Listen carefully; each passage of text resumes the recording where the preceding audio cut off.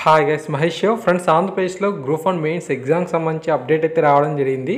అఫీషియల్గా వచ్చిన ఇన్ఫర్మేషన్ ప్రకారంగా గ్రూప్ 1 మెయిన్స్ ఎగ్జామ్స్ని వాయిదా అయితే వేస్తున్నట్లుగా ఏపీఎస్సీ కార్యదర్శి పిఎస్ఆర్ ఆంజనేయులు గారు ప్రకటనలో మనకు తెలపడం జరిగింది.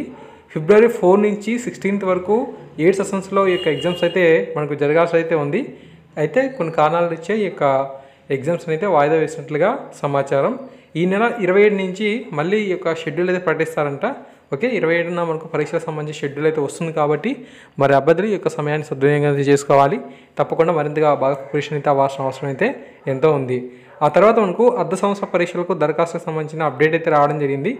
అఖిల భారత సర్వీసులు, రాష్ట్ర సర్వీసుల్లో పనిచేస్తున్న అధికారులకు నిర్వహించే అర్ధ సంవత్సర పరీక్షల దరఖాస్తును ఆహ్వానిస్తున్నట్లుగా ఏపీఎస్సీ ప్రకటించింది. భాష ఇతర పరీక్షలను మార్చి 3 నుంచి 6 వరకు నిర్వహించినట్లుగా తెలిపింది.